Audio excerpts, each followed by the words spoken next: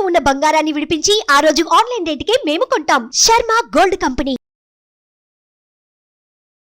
నమస్తే, welcome to Suman TV. నేను విష్ణు. ప్రస్తుతంతో పాటు ప్రముఖ స్టాక్ మార్కెట్ అనలిస్ట్ సుందరరామరెడ్డి గారు ఉన్నారు. వారితో మాట్లాడదాం. సార్ నమస్తే. సార్ నమస్తే. జై శ్రీరామ్ సుందరరామరెడ్డి గారు. జై శ్రీరామ్ సార్. సో సుందరరామరెడ్డి గారు, ఇప్పుడు మనకి ఇన్వెస్ట్మెంట్స్ విషయానికి వస్తే, ఎస్పెషల్లీ అసెట్ క్లాసెస్ విషయానికి వస్తే రకరకాల అసెట్ క్లాసెస్ ఉన్నాయి. సో మనం విడిగా ఒక్కొక్క దాంట్లో ఇన్వెస్ట్ చేయాలి అంటే దాని గురించిన అవగాహన ఉండాలి, దానికి సంబంధించినటువంటి ఒక రీసెర్చ్ అండ్ డెవలప్మెంట్ చేసుకోవాలి. సో ఇదంతా కష్టమైన పని కాబట్టి ఒకే సింగిల్ ఇన్వెస్ట్మెంట్ అయి ఉండాలి, దాంట్లో డిఫరెంట్ మల్టిపుల్ అసెట్ క్లాసెస్ ఉండాలి, అంటే ఒకే బాస్కెట్లో ఉండాలి. సో దాన్ని ఏ విధంగా ప్లాన్ చేసుకోవాలి అంటారు? రైట్. మ్యూచువల్ ఫండ్స్లో సపరేట్ కేటగిరీ ఉంటుందండి. మల్టీ అసెట్ అలొకేషన్ ఫండ్స్ అని ఉంటాయి అనమాట. వాళ్ళు ఏంటంటే ఈ మనం అనుకున్న ఈ అసెట్స్ మొత్తం దాంట్లో ఉంటాయి. అంటే equity, Indian equity and international equity and commodities and debt funds, అలాగే ఆర్బిట్రేషన్ అంటే ఈ ఫీచర్స్కి ఈక్విటీ ఏమైనా ప్రైస్ తేడా వస్తున్నా లేదా డివిడెండ్ ఇచ్చేటప్పుడు తేడా వస్తున్నా అందులో కూడా పెడతారనమాట. ఇట్లా ఈ అన్ని అసెట్ క్లాస్ మొత్తానికి కలిపి ఒక బాస్కెట్లో క్రియేట్ చేస్తారనమాట. దాన్ని మనం multi asset allocation mutual funds అంటాం. అయితే ఇవి కొంచెం కన్జర్వేటివ్గా ఉంటాయి. అంటే మార్కెట్ పడ్డ టూ మచ్ పడదు, ఎందుకంటే డెట్ కమోడిటీస్ అడ్డుకుంటా ఉంటుంది మార్కెట్ పడేటప్పుడు. అలాగే మార్కెట్ పెరిగేటప్పుడు కూడా అవి స్లో రిటర్న్స్ వస్తుంటాయి. అందుకని ఇవి కన్జర్వేటివ్ ఫండ్స్ అనమాట. And long term like retirement funds కోసం అసెట్ క్రియేట్ చేస్తా అనుకుంటున్నావా, అలాంటి వాళ్ళకి ఇది బాగుంటుంది. కొంచెం అగ్రెసివ్గా ఉన్న పర్సనాలిటీ వాళ్ళకి అంత సూట్ అవ్వవు, ఎందుకంటే దీంట్లో కొన్ని కన్జర్వేటివ్ ఉన్నాయి కాబట్టి. బట్ మార్కెట్ డౌన్ సైడ్ ఉన్నప్పుడు మాత్రం మంచి ప్రొడక్షన్ దొరికింది అనమాట. సో ఎవరైనా సరే ఇయర్లీ ఒక 15% కంటే ఎక్కువ వద్దు, నాకు సేఫ్టీయే మెయిన్ అలా అనుకున్నప్పుడు దీన్ని మనం కన్సిడర్ చేయొచ్చు. బట్ స్మాల్ క్యాప్ లాగా 30లు 40లు అలాంటి ఎక్స్పెక్ట్ చేయకూడదు ఇక్కడ, ఎందుకంటే ఒకదానికొకటి బ్యాలెన్స్ అవుతూ ఉంటాయి కాబట్టి. ఎందుకంటే హిస్టారికల్ డేటా మనం చూసుకున్నాం అనుకోండి, 10 years టైంలో ఈక్విటీ మార్కెట్ నెంబర్ 1 అసెట్ అవుద్ది, 4 to 5 times అవుద్ది. ఒక 2 times వరస్ట్ అసెట్ అవుద్ది. ఆ వరస్ట్ కూడా ఎంత అంటే 60 70 పడుతుంటాయి ఈక్విటీ మార్కెట్. అండ్ ఒక 2-3 years మాత్రం మధ్యలో ఉంటుంది.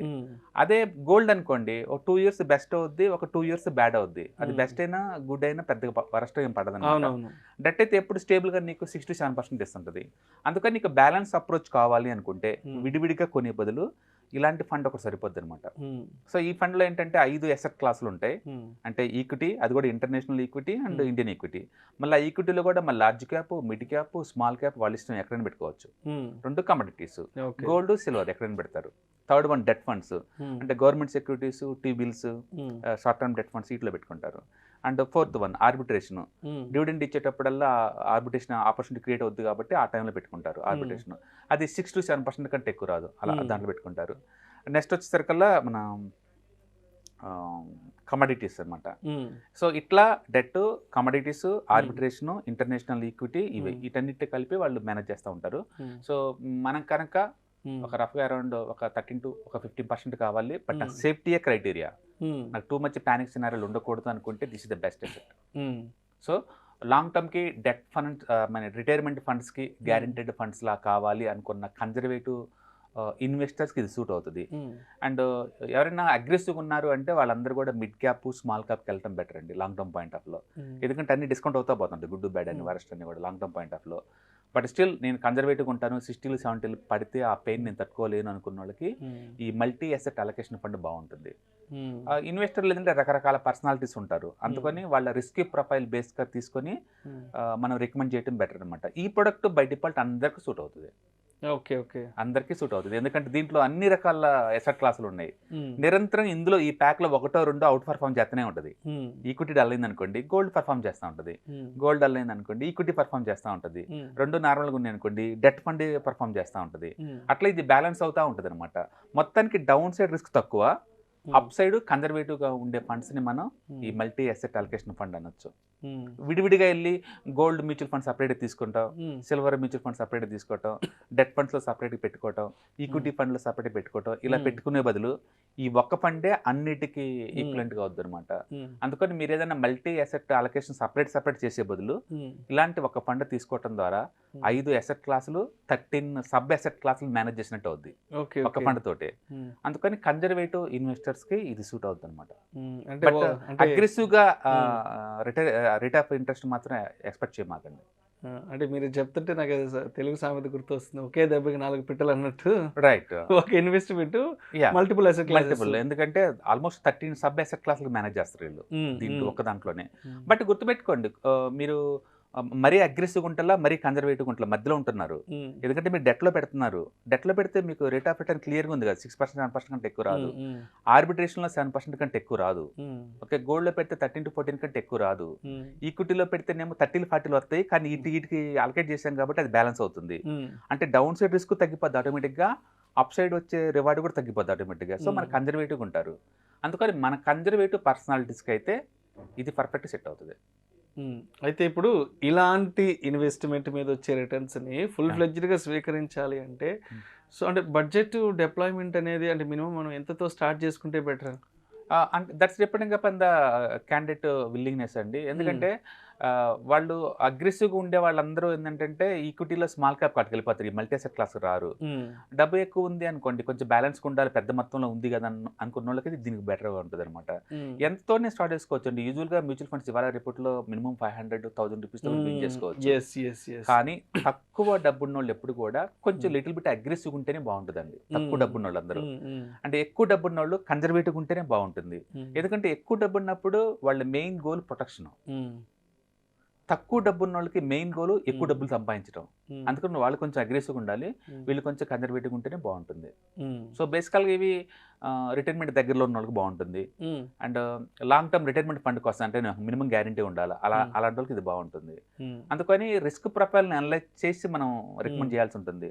అంటే ప్రతి ఒక్కరికి చూస్తానికి ప్లెయిన్ గా బాగున్నట్టుగా అనిపించినా మన రిక్వైర్మెంట్ కి సూట్ కాకపోవచ్చు. ఎందుకంటే అసిడిటీ ఉన్న వాళ్ళకి మన సిట్రస్ ఫుడ్స్ రికమెండ్ చేయకూడదు, బీపీ ఉన్న వాళ్ళకి సాల్ట్ అని రికమెండ్ చేయకూడదు. అంటే పర్సనల్ అనాలిసిస్ చేసిన తర్వాతనే మనం రికమెండ్ చేయాలి.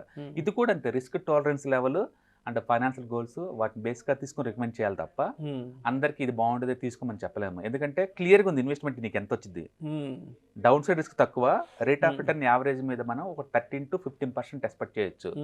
లాంగ్ టర్మ్ లో మీరు ఏది ఎత్తుకోవాల్సిన పని లేదు, ఎందుకంటే ఏ అయినా సరే అన్ని అసెట్ కవర్ చేసింది ఇది. ఎనీ పాయింట్ ఆఫ్ టైంలో మార్కెట్లో ఉన్న అన్ని అసెట్స్ని కవర్ చేస్తుంది కాబట్టి ఇక ఫర్దర్ పడిద్దేమో పెరిగిద్దేమో ఇలాంటి భయాలు ఏమో అవసరం లేదు.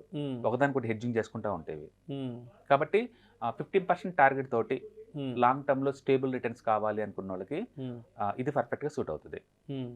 బట్ ఇది గుర్తుపెట్టుకోండి, ఈక్విటీ అచ్చం 100% స్మాల్ క్యాప్ మిడ్ క్యాప్ లాగా దాని దగ్గరలో ఇది ఎప్పటికి రాలేదు.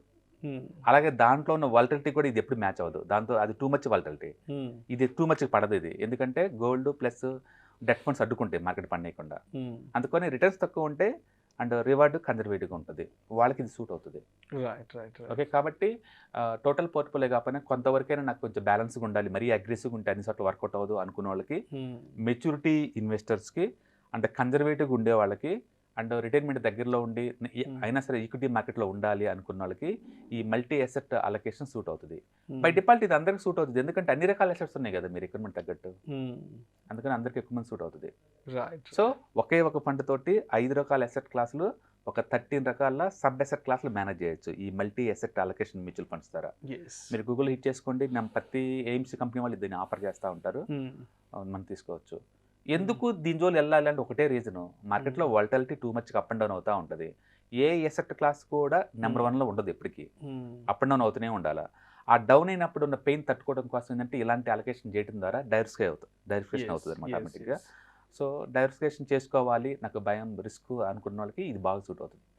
ఇది తీసుకుంటే ఇంక బుల్ మార్కెట్ బేర్ మార్కెట్ ఎదురు చూడాల్సిన పని లేదు, ఎందుకంటే అన్ని రకాల అసెట్స్ ఉన్నాయి, వాలటిలిటీతో పని లేదు, అసలు పని లేదు. ఎందుకంటే అన్ని అసెట్స్ ఉన్నాయి, దానికి అడ్జస్ట్ చేసుకుంటే బ్యాలెన్స్ అవుతూ ఉంటుంది, మ్యాచ్ అవుతూ ఉంటుంది, కన్జర్వేటివ్గా ఉంటుంది.